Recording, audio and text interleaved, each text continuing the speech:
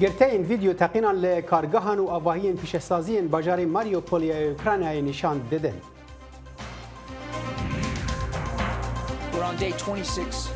پێنتاگۆن دەڵێت رووسیا لە شەڕی ئوکرانیا ئاماژەکانی بەدەست نەهێناوە.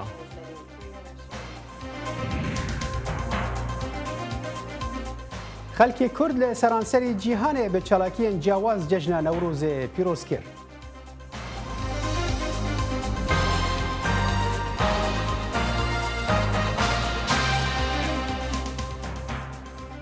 جه برنامه کرد کنکشن دنگ امریکا ل واشنگتن پایتخت سلاوورز من صالح دمیجر و بینرن هجا لای مریشوا جان دیلان ایدمتان خوش. ڤیدیۆی فڕۆکەی بیفڕۆکاوانەکان کە ئەمڕۆ بڵاوبوونەتەوە پێشانی تەخینەوە دەدات لە کارگە و ساختمانە پێشەسازیەکانی شاری ماریپۆل بە تایلۆنی ئازۆفی گاردی نیشتمانی ئوکرانیا کە ڤیدیۆکەی بڵاو کردوێتەوە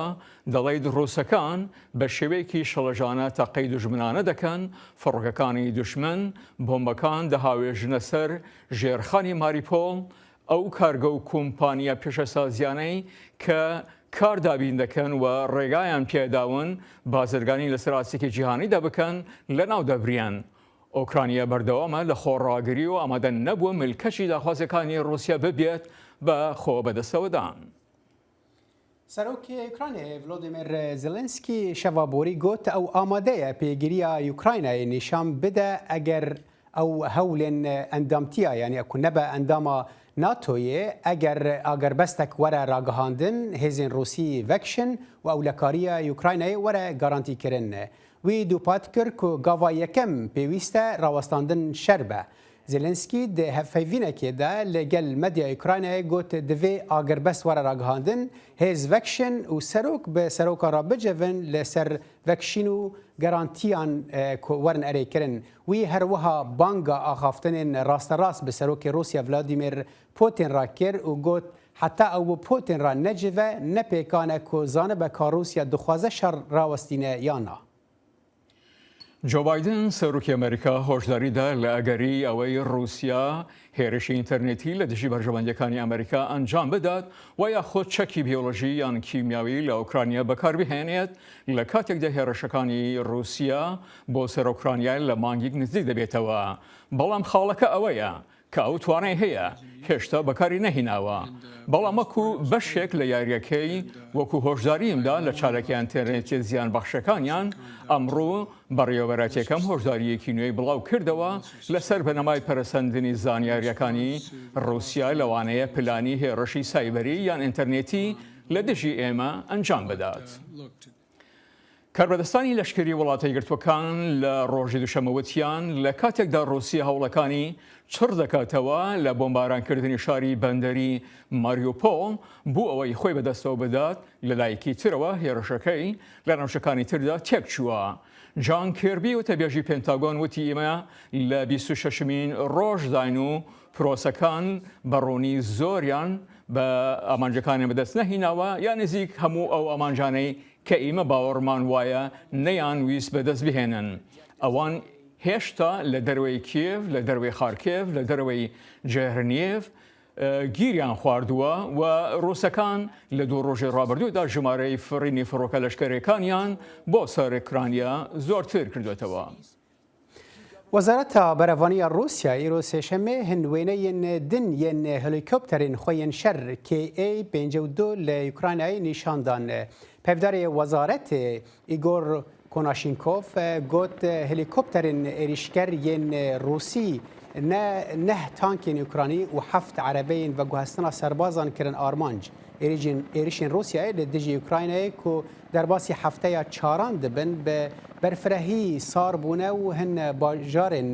مەزن کۆنترۆل نەکردنە لێ وێرانیەکە مەزن لە ناوچەیەن سڤیل ئەنجام دانە. هێرشەکانی رووسیا بۆ سەر شارەکانی ئۆکرانیا لە کاتێکدا پێدەنێتە هەفتەی چوارمیەوە هەروە بەردەوامە نەتەوەی گرتوەکان دەڵێت ئێستا کە 10 ملیۆن کەس لە دەرەوە و ناوەوەی ئۆکرانیا ئاوارە بوونە. جو بایدن سەرۆکی ئەمریکا لەم هەفتەیە کە دێت سەردانی ئەوروپا دەکات بۆ ئەوەی لەگەڵ هاوپەیمانان کۆیتەوە بۆ تاوتۆیکردنی تەنگەژەکە. وەزارەتی بەرگری رووسیا ئەم وێنانەی بڵاو کردەوە. فڕۆکەی SU-35 رووسیا لە کاتی شەڕدا نیشان دەدەن. لە کاتێکدا گوتەبێژێکی وەزارەتەکە دەڵێت موشکێکی هایپەرسۆنیکی دوورمەودایان گرتووەتە ئامانجێکی سەربازی ئۆکرانی. دوم هێرشی لەم جۆرە بوو لە ماوەی تەنیا 2 ڕۆژدا. ئەمەش هەفتەیەک دوایەوە دێت کە ئۆکرانیا رووسیای بە بۆمبارانکردنی هۆڵێکی شانۆ تۆمەتبار کرد کە سەدان کەس وەکو شێڵتەر بەکاریان دەهێنا و لەسەر زەویەکە لە بەشی پێشەوە و دواوەی بە زمانی رووسی نووسی بوویان منداڵ بۆ ئەوەی بۆمباران نەکرێن. گوتەبێژێکی وەزارەتی دەرەوەی رووسیا ئەمەی بە درۆ ناوبرد، بەڵام ئەمە ناکۆکە لەگەڵەوەی کارمەندانی تەندروستی ماریۆپۆڵ چەند هەفتەیەکە دیویانە کە بەردەوام بوون لە هەوڵەکانیان بۆ پاراستنی ژیانی خەڵکی. سەرۆکی ئۆکرانیا ڤۆلۆدیمیر زێلەنسکی دەڵێت ئابلوقەدانی ماریۆپۆڵ لەلایەن رووسیاوە لە مێژوودا وەکو بەڵگەی تاوانی شەڕ دەمێنێتەوە. ئەمریکا لە ڕێگەی سەرۆکمان و هاوپەیمانەکانمانەوە لە ناتۆ پابەندە بەم هەوڵی ئۆکرایناوە بۆ ڕاگررتنی پوتین. سەیری ئەو شتە ناهومێتکەرانە بکە ئەنجامیان دەدات کوشتنی خەڵکی مەدەنی و منداڵ بۆ خاتری خوا. بەهۆی ئەمەوە بۆ هەمیشە ناوی لە مێژوودا بە لەکەداری دەمێنێتەوە. بەرپرسی ڕێکخراوی کۆچبەرانی نەتەوە یەکگرتوەکان فیلیپ گراندی لە تویتێکە ئەم هەفتەیە گوتی شەڕی ئۆکرانیا بۆتە خۆی ئاوارەبوونی زیاتر لە 10 ملیۆن کەس. ئەمەش واتە لە هەر 4 ئۆکرانیەک کەسێکیان ئاوارن. دوای پاڵمان و فشارێکی زۆر سەرۆک بۆتە خاوەنی هەڵوێستی ئەمڕۆی ئەو کۆنگرێز بوو کە سزە ئابوووریەکانی خستە سەر رووسیا وەکو قەدەغەکردنی کڕینی نەوتی رووسیا چەکی بۆ ئۆکرانیا دابین کرد و ئەو پاکێجەی کۆمەکردنی پەسەند کرد کە 2 هەفتە پێش ئێستا دەنگم پێدا و بڕەکەی 13 میلیارد دۆلارە. تا ئێستا ئیداری بایدن تەنیا 1 میلیاری لەو پارەیە خەرج کردووە. خۆپیشاندان دژی شەڕی رووسیا بەرامبەر ئۆکرانیا لە دنیادا ئەنجام دەدرێت بە مۆسکۆشەوە کە پۆلیس خۆپیشاندەران دەستگیر دەکات و بە ڤان دووریان دەخاتەوە. هیچیان ڕەنگە هێندەی مارینا ئۆڤزیانیکۆڤا بەناوبانگ نەبن. ئەو کارمەندەی کەناڵی تەلەڤیزیۆنی یەکی دەوڵەتی رووسیا کە خۆی کرد بە پەخشی ڕاستەوخۆی کەناڵەکەیدا و بانەرێکی هەڵگرت بوو کە بە ئینگلیزی لێ نووسرا بوو نابۆ شەڕ و بڕوا بە پرۆپاگەندە مەکەن، بە ڕووسی لێ نووسرا بوو درۆت بۆ دەکەن. دەمتوانی نیشانی دنیای دەرەوەی بدەم کە ڕووسەکان دژی ئەم شەڕن. دەمتوانی نیشانی خەڵقی رووسیای بدەم کە ئەمە تەنیا پرۆپاگەندەیە و کە ئەو پرۆپاگەندەیە ئاشکرا بکەم و وەکو خۆی نیشانی بدەم. ڕەنگە ئەمە هانی خەڵق بدات کە دژی ئەم جەنگە هەڵوێست وەرگرن. هیواخواز بووم کە ئەو کارم بە جۆرێک یارمەتی خەڵق بدات بۆ چوونیان بگۆڕن. داهاتووی مارینانا دیارە دوای پەسەندکردنی یاسایەکی نوێ لە رووسیا کە نیشاندانی شەڕەکە بە نەرێنی بە تاوان دادنێت و ئەنجامدەری دەکرێت 15 ساڵ زیندانی بکرێت. بۆ ئارەش ئارەبەسادی نام عەبدوڵڵا دەنگی ئەمریکا. دەمەکێدا کۆ عێریشên رووسیا لە دژی یوکرانیایە بە سەدان کەس کوشتنە و بە ملیۆنان پەنابەر و دەربەدەرکردنە هەژمارێکە مەزن یا خەلکێوی وڵاتی ji navçeyên şer reviyana bajarê Lviv lê Rojavayê Ukraynayê ku hinekî ji Kiev û aliyê Rojhilatê welêt selamettir e. Lê her hal hebûna xelkekî pir li Lviv bandorê dide ser jiyana rojaneya bajêr. Ji bo agahiyê bêhtir di vê derbarê de niha pizîşkê Kurd Diktor Abdullah Dîke bi riya Skype ji bajarê Lviv bi me raye. Dem baş Diktor rewşa Lviv niha çawa ye û xelk çi dibêje? دەم باش تەراژێژ هەموو کوردان را دەم باش دەستپێکێ نیرۆز لە گیشتان پێرۆز بێ و ملەتێک کورد حەبی و خودێ ترشونان شەر نەبینێ. والله كنت نهار يعني بنيري جور باجار لفيف يعني بلي ملت باجارين درا وشر لي دبي قلكي فرداتي يعني نمونه دهني شار دريا باجار ما هما 54,000 انسان يعني اوانا بجي كربون دا مال دابونه وانا يعني حساب كبني چقاسا دروجانه دا انسان تي في باجاري ورو چقاسا يعني زياده يعني نمونادن د شاردری دا هیرو دا خانیک دا گوج دسپیکی حتی نه دورا 216,000 انسان يعني بجي كرنه بمال كرنه و دروجاني دا يعني 23,000 يعني درباسي ناب ولات بولندا بنا دريا دنابرا او دري بهنه دنابرا باجار لفيف دا و بولندا دا وكيدن كنت اللي دنيري بري آرامياك هيا بس لي تشني هنا يعني مثلا نمونه ديسا هيرو يعني با 24 دكتور يعني آرامی تنه دیاره تیرا خلکی نکی راسته آرامی گلک باشنا تشتهری گرین کو آرامی سلامتی خلکی هبله ئەو هەژمارێن مەزنێک کۆتە دەبێژین لە باژارێکی وەک لڤیڤ بەرێژی خەڵکیوی باژاری هەیە یعنی چ قاس ئەم ببێژن ژیانە ڕۆژانەکە خستیە بن باندۆرە خوا کردین فرۆتان چون و هاتن ینی ڕەوشنێکی ئالۆزی چێ نەبووە؟ او آلوزی تنگبون یعنی تنه نا تداری سوپرمارکتی یعنی پیودی جیانی هنه یعنی داری دکری تینی آب هیا الکتریک هیا اینترنت هیا تلفن هیا یعنی با تشتانا گیشکی هنه لی تشنی هنه مثلا دهیرو 24 ساعتی تالی دا 4 جاران زنگلی آلارم لیکت و خلق ترسیا کدیسا او مشک تینه يعني واجي تشتغل جيكي ترسيه يعني جاره يكيد يعني د 24 ساعه عندها كتجمير ايطالي يعني ورقص واني او الارم يعني او زنقلي كنت ليت كذي خلق دبيهر ياخذ بنزمينان كي دران كي لسر جادان كولان نميني وتشتغل جارنا هي دبي باشا دكتور بقول اذا خفتنا تدبرم تبحثا ويا كيكر شاردري او قاس خلق بروجانه بجهدك بمالدك يعني واتا هناكي او ترسنينا كو رنجا لفيف جي ورا ايريشكرن تشجاليه فيتنا مشكان دابه كو تجينها بحثا ويكر يعني او ترسنينا كو حتى شاردري وها بشراس به ومالا بده خلكي شاردري كارتي قلكي يعني قلكي مزنه قوره يعني مزنه جبرتشي يعني هند بيجي جور اخاندنا يعني راغاندنا كوهيرو هاتي وشاندن حالي شاردريا باجيدا بوهين 18000 جي مال ما آماده کرنه کو کس یدین ورن امکان واجد دیگن و بلکه دورا گور گوتمان به 700 يعني 1000 مال خلکی يعني اي پریوات واجد آماده کریا خو کرنه مال خود ددن او کسی کو جنا جي شرطين اما تشني هاني كونها يك مترس ليها يا جار هي بناء ملدا يعني تيقولن او دوين بلكي جهالي بيلاروسي دا دي بيلاروس ليفر نيزكتره يعني باكور روج افاي اوكرانيا كوي يعني سينوري بيلاروس يعني تشيك ورق مترسياك ورق هي بس هما او بيجي يعني نيزك او شري يعني كوتي وطوب وارينا او دوري برا رصيد خازي دوري برا يعني اگر هاتو دكتور تشتكي ببيجن نخواستي بو ودمي همي خلكي وي باجاريجي وبري خو بدن بيلاروس يعني بهرن بولندا يعني بيتر بري وان لكوبيوي لفي بني لروج افاي اوكرانيا يعني 4 ولات هنا خلق بري خود ديكي يك بولندا يك سلوفاكيا يك هنغاريا ورومانيا وانا يعني مثلا از نمونه ببيجم ايدر مافبرا يعني نافبرا يعني ولايات لفيف يعني لفيف وبولندا نمونه مليون و 156,000 يعني دربه بس دريا باجار لفيف را چونه بولندا بس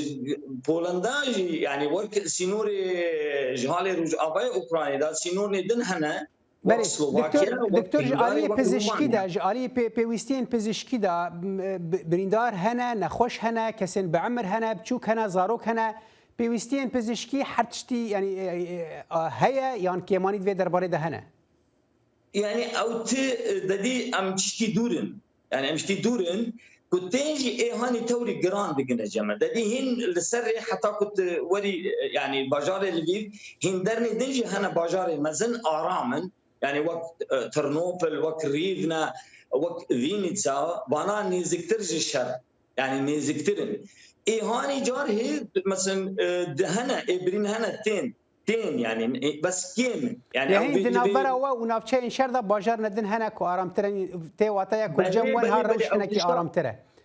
او تشتغل خالد تسلال بود دكتور از تجلك سباس كم فيزيشكي كرد دكتور عبد الله ديكت تجي باجار لفيف برا ويجلك سباس بود ماته قال لك جوارا جي سباس كون با اخبي دكن وبي بيوندي دكن ام خوش حالن قالكي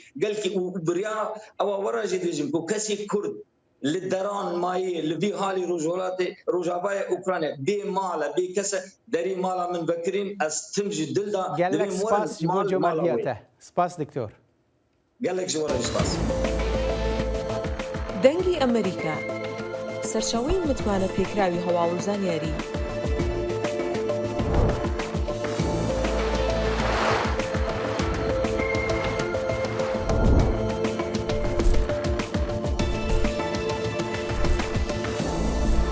لە ماڵپەڕ و تۆڕە کۆمەڵایەتیەکانی دەنگی ئەمریکاوە ئاگاداری هەواڵ و گۆڕانکاریەکانی جیهان بە.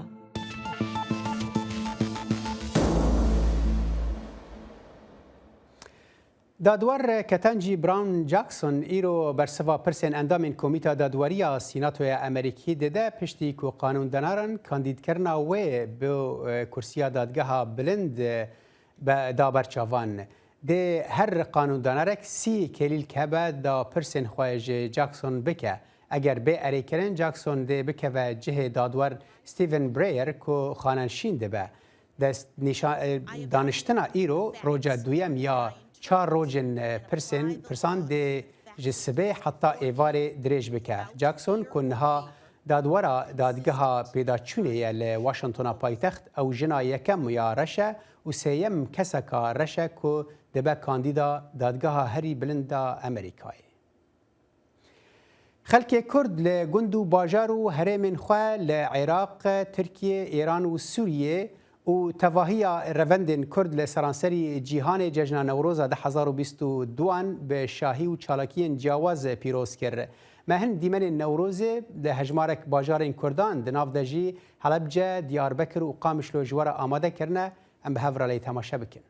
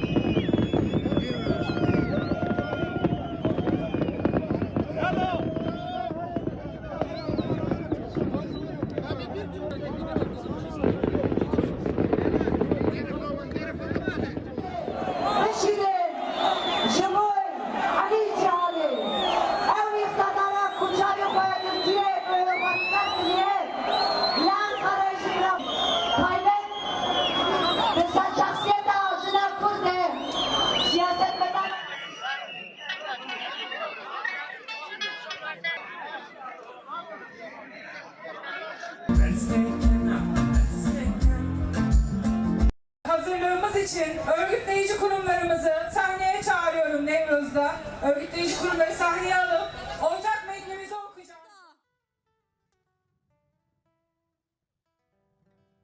Sancar! Fatma Ceren Sancar! Hepinizin Nevruz'unu, hepimizin Nevruz'unu gönülden, kalpten kutluyorum.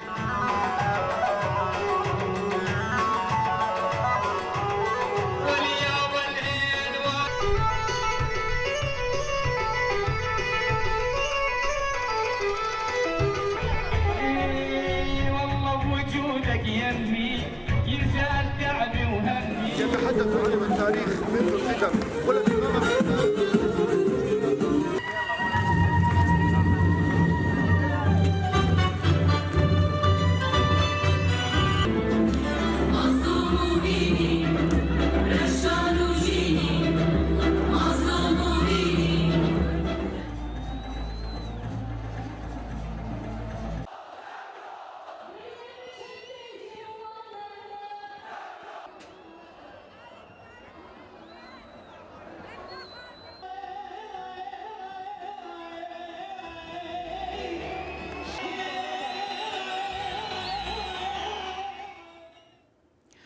سەرەڕای ئەو بارانە ئاسایی و ئەو بارودۆخەنە هەموارانە لە هەموو بەشەکانی کوردستان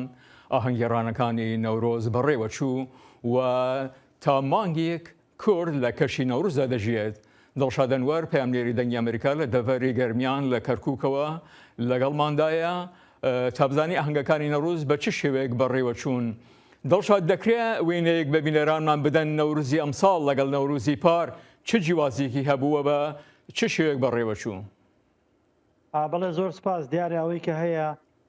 هەموو ساڵێک لە نەورۆزدا خەڵکە هەنگە گێڕن خەڵک دەچنە دەرەوە بە حکمیەوەی کە نەورۆز دەکەوێتە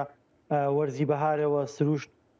سروشتی کوردستان جیاوازە بێ ئەم ساڵیش لە زاخۆوە هەتاکو خانەقین و هەموو ناوچەکان ئاهەنگ گێڕدرا و خەڵک ڕووی لە دەرەوە کرد و خەڵکی زۆر ئەتوانم بڵێن بەشداریان لە ئاهەنگی نەورۆزا کرد ئەوەی کە جیاواز بوو ئەمساڵ لە شار و شارۆچکەکانی کوردستان دەم و دەستگا ئیداریەکان سەرپەرشتی ئاهەنگی نەورۆزیان کرد و ئەتوانم بڵێم نەورۆزیش یەک نەبوو بۆ نمونە مەسەن لە شارێکی وەکو هەولێر لە چەند شوێنێک ئەنجامدرا لە سلێمانی بە هەمان شێوە هەڵەبجە بە هەمان شێوە واتە لە هەموو شارێک لە چەند شوێنێک ئاهەنگی نەورۆز یاخود ئاگرە کرایەوە بەڵام دۆخەکە لە کەرکووک جیاوازتر بوو بەداخەوە ململانی حزبی تێکەڵ بە ئاهەنگی نەورۆز کرا لە کەرکووک حزبەکان و یەکێتی نیشتیمانی بەجیا لەسەر قەڵای کەرکووک ئاهەنگی نەورۆزیان ئەنجامدا پارتی دیموکراتی کوردستانیش بەجیا لە یانگرانی خۆی کۆ کردەوە ئاهەنگی نەورۆزی ئەنجامدا ئەمە شوای کردەکە لە کەرکووک بەسۆی ئەو جیاوازی چی بوو کاکە دڵشاد کە بەجیا ئاهەنگەکانیان گێڕا بەڵە دیارە گواستنەوەی ناکۆکیەکانی هەرێمی کوردستانە خۆتان نەزانن کە پارتی دیموکراتی کوردستان و یەکێتی نیشتیمانی لە هەرێمی کوردستان لەسەر چەندین مەلەف ناکۆکنچی داهاتی ناوخۆ چی پۆستی سەر و کۆمار چی پارێزگاری کەرکووک چی چۆنێتی ئیدارەدانی کە هەرێمی کوردستان لەسەر هەموو ئەمانە ناکۆک بن بۆی ئەم ناکۆکیانیان گواستەوە بۆ شاری کەرکووک و لەوێش لێکترازان ئەنجام ئێمەزانین نەوروز مۆرکێکی نەتەوایەتی هەیە لە ناوچە دابڕێراوەکان چ خانەقین شنگاڵ یاخود کەرکووک بە چ شێوێک بەڕێوەچوو و بارودۆخی ئابووری تا چەند کاریگەری هەبوو لەسەر نەوروزی ئەمساڵ دیارە بارودۆخی ئابووری ئەکرێ بڵین لە زۆربەی ناوچەکان خەڵک لە بارودۆخێکی ئابووری باشان نییە لە بارودۆخێکی ئابووری گونجاوە نییە بەڵام لە کەرکووک و خانەقین دۆخەکە جیاوازترە لەبەرەوەی بە شێوەیەک لە شێوەکان جۆرێک لە حەماسەتی نەتەوەییتایە جۆرێک لە پاڵنانی نەتەوەییتایە زیاتر ئەکرێ بڵێن خەڵکەکەی گەرموگوڕی زیاتریان پێوەیە گەرچی بەراورد بە جاران ئەو گرموگوڕێت تۆزێک کەمتر بۆتەوە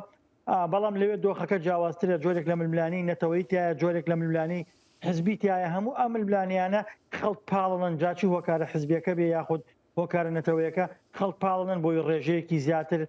بەشداری لە ئاهەنگی نەورۆزا بکە ئەگەرچی لە ناوچە کێشە لەسەرەکانیش ڕێژەکە جیاوازتر بوو مەسەن ڕەنگە لە کەرکووک زیاتر بێ لە خانەقین کەمتر بێ لە دووز کەمتر بێ ینی بەم شێوەیە بۆیە هەموو ئاهەنگی نەورۆز بەستراوەتەوە سەر دۆخی سیاسی و سەقامگیری و ناوچانە دڵشاد ئەنوەر پەیامنێری دەنگی ئەمریکا لە کەرکووک وەلگەڵماندا بوون زۆر زۆر سپاس لە نەورۆزا دیاربەکرێ پۆلیس ji serê sibê heta piştî nîvro rê nedabû xelkê ku tevlî çalakiyê Newrozê bibin û hin pirsgirêk li wir derketibûn pêş. Ji bo agahiyên bêhtir di vê derbarê de niha Xecîcan Farqîn peyamnêra me lê Diyarbekirê bi me re ye. Dem baş Xecîcan ew pirsgirêkê çawa derketibûn pêş û piştra reaksiyona xelkê çawa bû? وەک دەژی دەستنیشان کرد بڕاستی ژی پرسکرێکە سەرەکە ئەو بوو کە کۆنترۆلی زێدە پۆلیسا هەبوو ژبەر و ینی بەرنەما نەورۆز هەر ساڵی ساعت دۆربەرە دەهێ نیویازیوان لە دەست پێت کرد ji çar deriyên sereke êciyê kontrol ez karim bêjim ku bi sedan hezar kes li dorê bikû polîsiyek bi yek ser wan gelek kontroleke zêde nav cilûbergê wan dinehêtin ka hele rengên kesk û sorûzer an jî al û poster hene ser wan an jî tunene yanî bernama ku diyazde deh û nîvyazda de dest pê bike di dora saetî de dest pê kir yanî her kesekî ku li ber derî mabû ez karim bêjim ji 4 saetê zêdetir li bendê bikû kontrol bikede û derbasî nav hundir be û zanim gelek kesek ku bi malbatî jî hatûn tevî zarkê xwe bêzar bibûn piştî ew saeta vegeriya bûn lê mebesta polîs û helbesta polîsa li gorî salê berê îsal gelek ez karim bêjim yanî bi dijwar bi ser xelkê de diçû ji ber ku yanî gelek kesên ku beşdar bibûn temenê wan ciwan jî hebûn xort bûn zarok bûn baroya Amedê li ser hesabê xwe medya civakî ragihand bû yanî banga azadkirina wan kirbû dibêje nêzîkî sed zarok hatine girtin divê derê de girtina wan çawa dibe û ew baroya Amedê dikare çi bike divê derbarê de Belê bi giştî do hilgorî daxuyaniya girinendeya ewlehiyê nêzî sêfer kesî hatin girtin ku ji heftî û çar kesê wan zarokin ev ji baro dest nîşan kir û ez bawer dikim heta îrodanê sibê 125 kes hatine berdan lê hê kesek nehatine berdan jî hene بارو دبجه کو زاروک 11 سالی جد ناو ده هده اجبر کو یعنی زاروکن فهم ناکن رنگ کس که سوروز دستی آن ده هبون شو امنیت جداخ یعنی ده او دبجه رنگ کس که سوروزر نشانه این ریختنا ترورین مبسش PKK و کسی که سلوگان آوت مجبوری ربری PKK انج سلوگان این که لگوری کمیته دیار نکریه همی کسا گرتن اشو دوشانا زندی ده حوالی ما عارف هستن جد دوشانی ده بو و میوانه کافو که خواست کرده رپورتاج که سر جلی کس که سوروزر که جلی نتوی نخواست ممکن نور پلیسان یکسر ویش بر کامرای گرفته بو و بر بودست سر کرد بو هلوست اگزیر انگی جرا پرشی سال 2012 داشت شی بو ساله لی ای سال براستیشی دیار بو که اصلا یک مزن هی نخواست میدان تلشه ببه خدیجان ببوری از خفتن تدبیر لدياربكر لتن الجهه كي نوروز شد بي للجهه جواز شد بن ايصال جسال بري فرق وجوازي هبو يعني او كومبونا اوقاس خلق هجمارك مزنه خلقي للجهه كي شقاس مترسيك او لكاريجي درد خبيش البته جبرك 6000 پلیس هن الناو آمده داش بو نوروزی هاتون اکتار کرن و او باریری کل دورا نوروز دانه بو 5 کیلومتر قاسی از کارم بهش درجایی کلا دیار بکری آستانگی باریر دانه بو کش بو کنترل کساته کن هندر دو نتن ال آمده نافچه آمده شی پیروز باهی هبو یعنی او کتی که هاتون نه اری گله کس جباجرن در دور جهات بو لهلبت کنترل کنه وجه زحمته و جبار ورده پشتی که اراده شارده کتی دست اداره شارداری کتی دست کایومان امدورینم که پلیس پر زیده لمیدان تجربو افدیمنی که آنها خویا جد کشخوا سال بری چه ندبون لی سال هلوستان بلاتون بو کسی که سلوگان اجی داویتن یکسر بو اندگرتن دبرن اوجه دکر که او کسی که جبوهات من نوروز هیرس دتن یعنی و گرسه که نیزی 500,000 نمیکنه تلو داری کنترل کنه هدفش کار بو کنترل کنه نه جو پلیس کار بو کنترل کنه برای صدمه گلکچاران آلوزی در کتن جو پلیس جبرین دار چه بون جو خلق کو بیشتر بگون جو جبرین دار چه بون اوشو اکو بدست آنج دکتن اکو دست آن آل هبون نشانه سمبل هبون شی مخابون پرانیانشی هاتن دست سرکن لی اسکارم بهش میکنه نوروز ای سال هم جو عالی افتنکن هم جو عالی آلوزی و جدو بو و بیشتر بونی واجی اسکارم بهش میکنه وکی نوروز 2013 و 14 و 15 بو كتزاني الوي درجي بلي خلط زلال بو خديجان فارقين بامنيرا ما ديار بكري جالكس باس بودمات باس باش خلاص بشرا بين الرجال لفر كورت كونكشن بداويات تا جارا بي سلافين رافين دوسكي وفراد فلاحي لكنترولي وينجاني ديلانو من صالح دمي جرجبو وهرشاد وبختبر بن بمينا خوش